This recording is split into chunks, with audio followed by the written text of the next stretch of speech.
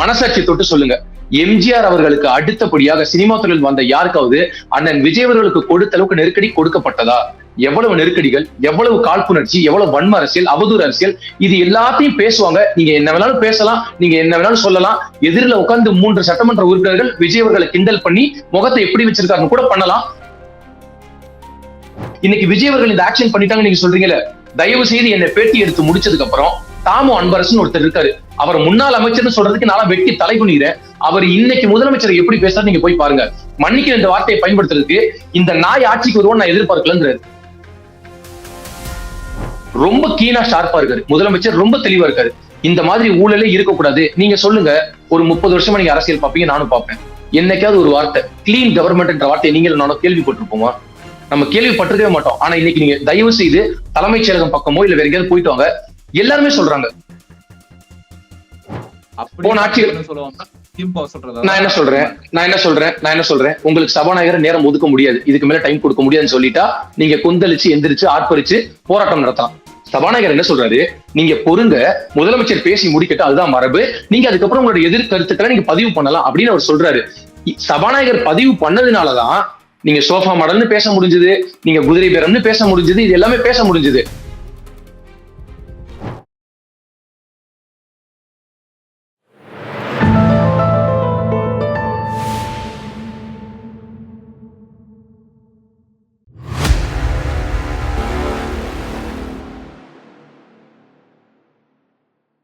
தாமரை TV நேயர்கள் அனைவருக்கும் வணக்கம். இன்று நம்முடன் இணைந்திருக்கும் சிறப்பு தமிழக வெற்றி கழகத்தின் ஆதரவாளர் மாரி அவர்கள்.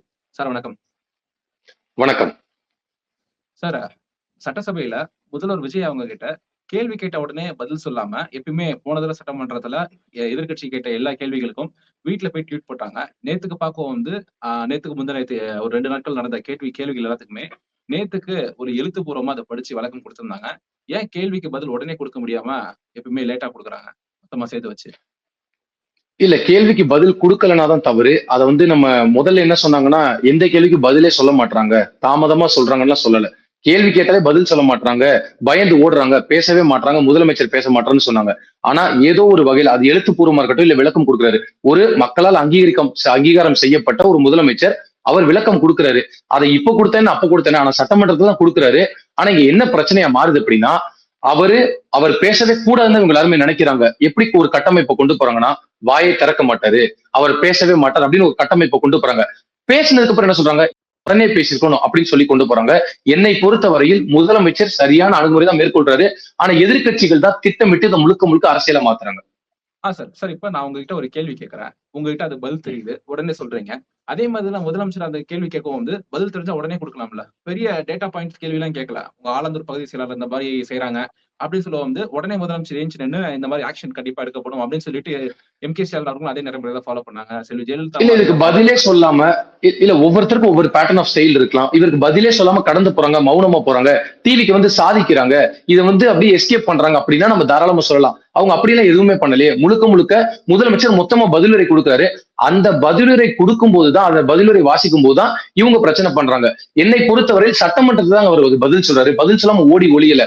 இப்ப சட்டசபையில இது வரைக்குமே எந்த ஒரு சிஎம்முமே எல்லா சினிமா துறையில தான் வந்திருக்காங்க. கருணாநிதி அவர்களாக இருக்கட்டும், செல்வி ஜெயலலிதா அவங்களாக இருக்கட்டும், எம்ஜிஆர் அவங்களாக இருக்கட்டும், எல்லாம் சினிமா துறையில தான் வந்திருக்காங்க. இபிஎஸ் அவங்கள தவிர எம்.கே. ஸ்டாலின் கூட சினிமா நடிச்சிருக்காங்க, நாடகம் நடிச்சிருக்காங்க.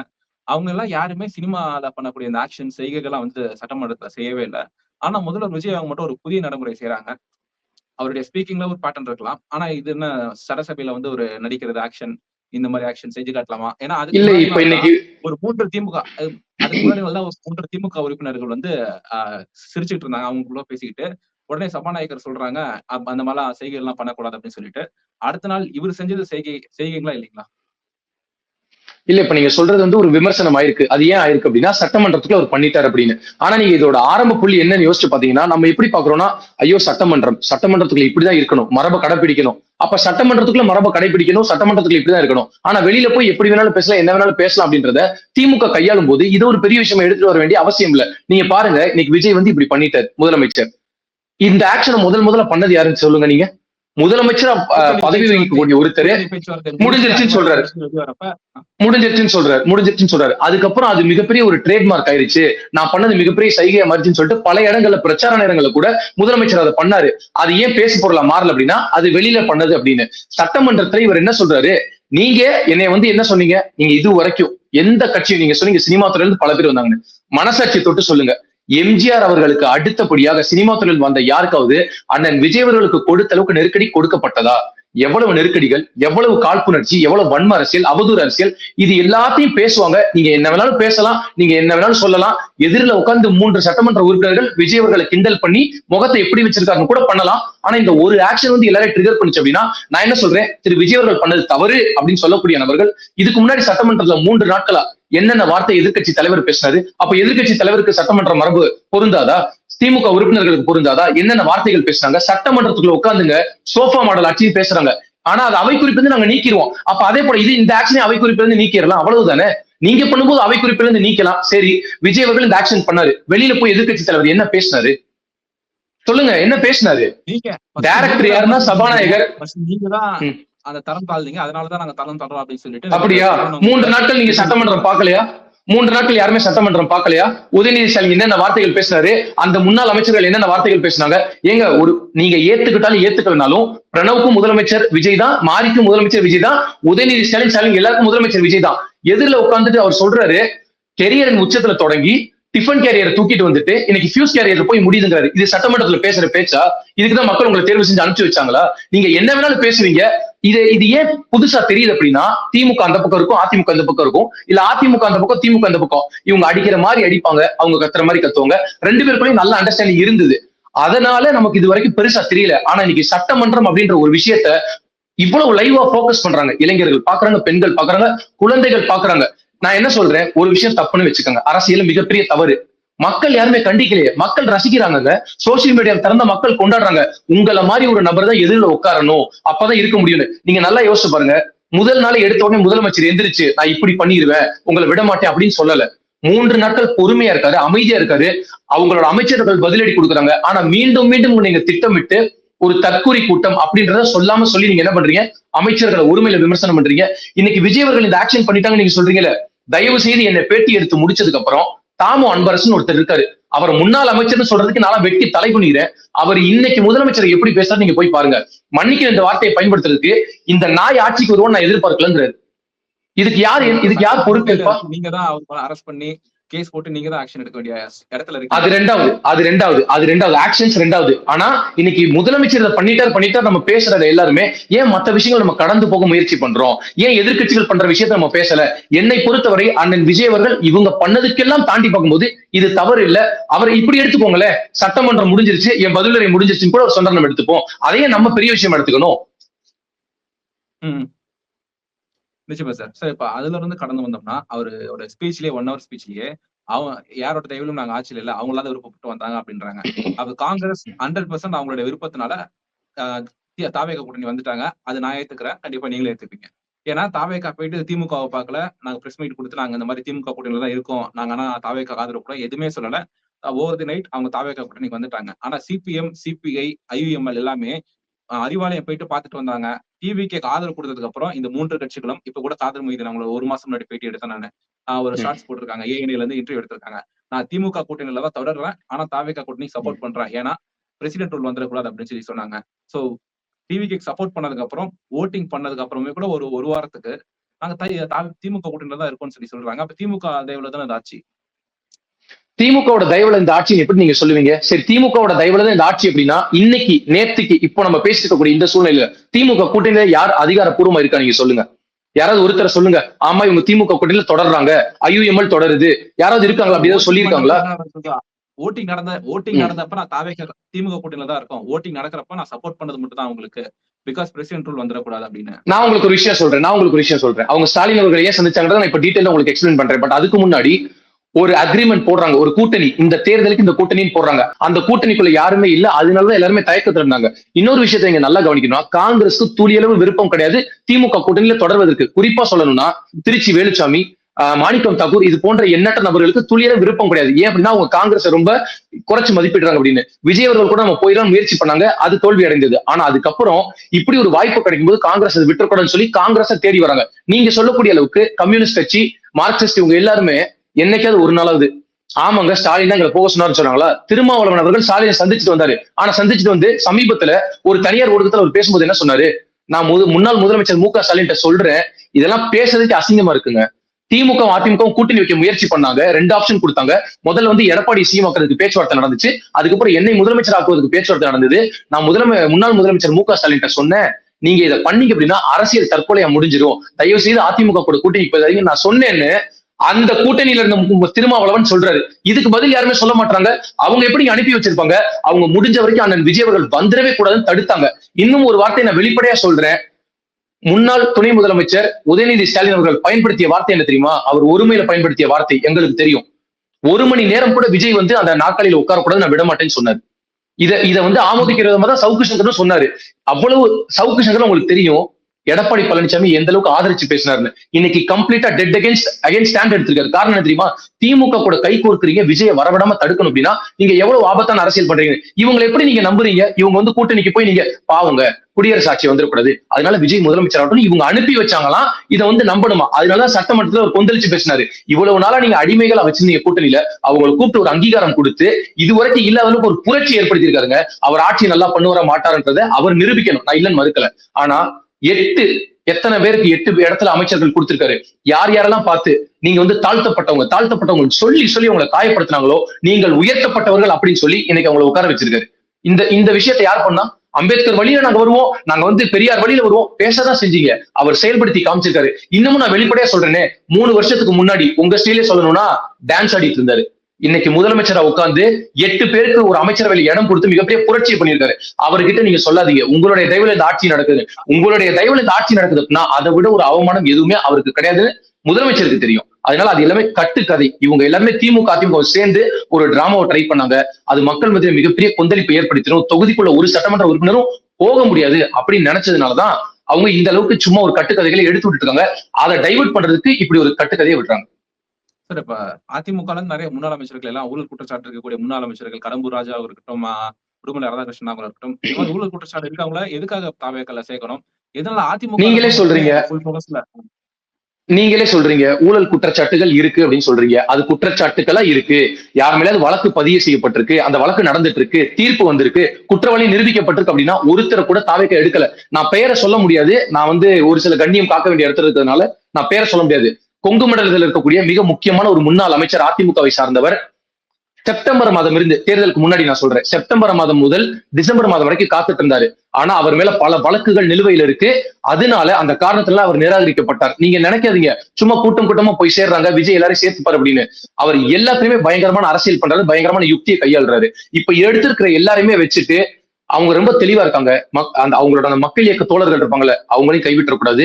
அதே நேரத்துல அரசியல் தெரியவே இல்லை அப்படின்னு நம்ம யாரையும் குற்றம் சொல்லிடக்கூடாதுன்றதுனால சரியான அரசியலை பண்றாங்க. ஊழல் குற்றச்சாட்டுகள் இருக்கே தவிர யாருமே வழக்கு பதிவு செய்யப்பட்ட யாரையும் அவங்க வச்சுக்கல. ஒருவேளை அப்படி இருந்தாலும் கூட அவங்க எல்லாத்தையும் கட்சியில இருந்து நீக்கிற வேலை தான் தாவேக்க பண்றாங்க. அதுல துளியளவு சந்தேகம் வேண்டாம். ஏன்னா எனக்கெல்லாம் எப்படிப்பட்ட வாய்ப்பு கிடைக்குதுன்னா, அந்த தாவேக்கால இருக்கக்கூடிய மிக முக்கியமான நிர்வாகிகள், நான் சொல்ற தலைமைக்கு நெருக்கமான நபர்களோட பேசுறதுல நமக்கு தெரியுது ரொம்ப கீனா ஷார்ப்பா இருக்காரு. முதலமைச்சர் ரொம்ப தெளிவா இருக்காரு. இந்த மாதிரி ஊழலே இருக்கக்கூடாது. நீங்க சொல்லுங்க, ஒரு 30 வருஷமா நீங்க அரசியல் பார்ப்பீங்க, நானும் பார்ப்பேன். என்னைக்காவது ஒரு வார்த்தை கிளீன் கவர்மெண்ட் வார்த்தையை நீங்களும் நானும் கேள்விப்பட்டிருப்போமா? நம்ம கேள்விப்பட்டிருக்கவே மாட்டோம். ஆனா இன்னைக்கு நீங்க தயவு செய்து தலைமைச் செயலகம் பக்கமோ இல்ல வேற எங்கேயாவது போயிட்டு வாங்க, எல்லாருமே சொல்றாங்க ரொம்ப கிளீனான ஒரு கவர்மெண்ட் நடத்துறாருங்க. ஆனா கொஞ்சம் தடுமாற்றம் இருக்கு. என்ன காரணம்னா, எங்க நீங்க பாத்தீங்கன்னாலும் திமுகவோட வேறு இருக்கு. அது அதிகாரிகள் செய்யறோம் இல்ல எல்லா பக்கமும். அதனால முதலமைச்சர் வந்து இந்த கிளீன் கவர்மெண்ட் அப்படின்றதுல ரொம்ப தெளிவா இருக்காரு. அதிமுக இருந்து ஆள் வர்றாங்க, திமுக இருந்து ஆள் வர்றாங்கன்னா யாரேனும் தவறு செய்யும் பட்சத்தில் அந்த கட்சியில அவங்க தொடர மாட்டாங்க. இது ஆணித்தரமா நான் சொல்ல முடியும். சார் இப்ப அமைச்சர் கீர்த்தனா அவங்க ஒரு லாஸ்ட் மந்த் அமைச்சரா பதவியேற்று ஒரு 10 நாள் ஒரு வீடியோ போட்டாங்க. எங்களுக்கு வந்து இன்வெஸ்ட்மெண்ட் பண்ணுங்க அப்படின்னு சொல்லிட்டு, ஹாய் எம் கீர்த்தனா தொழில்துறை அமைச்சர் அப்படின்னு சொல்லிட்டு இங்கிலீஷ்ல ஒரு வீடியோ பேசினாங்க. அதுக்கு நாரா லோகேஷ் அவங்க அந்த நிறைய விமர்சனம் வந்ததுக்கு சப்போர்ட் பண்ணாங்க. அது நீங்க ஏத்துக்கிறீங்களா? இல்ல சப்போர்ட் கொடுத்து அவர் எப்படி சப்போர்ட் கொடுக்குறாரு அப்படின்னா, அவருமே சொல்றது என்ன, ஸ்பேஸ் கொடுங்க. நான் என்ன சொல்றேன், இப்பதான் உண்மையிலே புதுசா அரசியலுக்கு வந்திருக்காங்க, இல்லன்னு மறுக்கல. அவங்க மக்கள் இயக்க பணிகள் பண்ணிருக்கலாம். ஆனா நிர்வாக திறமை அப்படின்றது இப்பதான் அவங்க பதவியேற்று வந்திருக்காங்க. அந்த கால அவகாசம் கொடுப்போம்.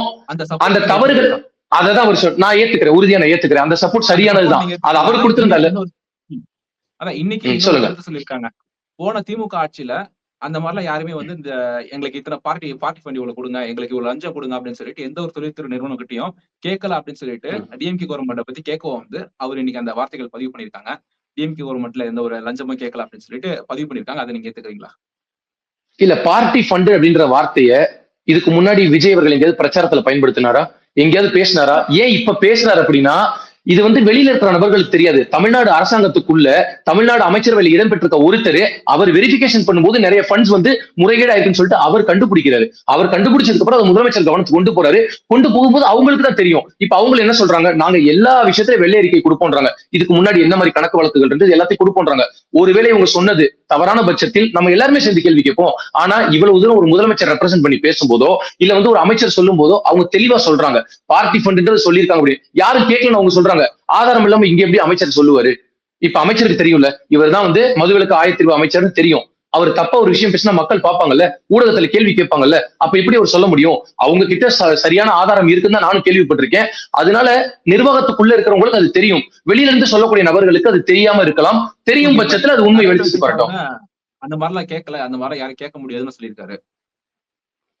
நம்ம பொறுத்திருந்து பாத்துருவோம். இவங்க ஆதாரம் வெளியிடுறேன்னு சொல்றாங்கல்ல, யார் சொல்றது பொய்யா உண்மையானதை நம்ம தெரிஞ்சுப்போம். அந்த பொறுத்திருந்து நம்ம பாத்துருவோம்.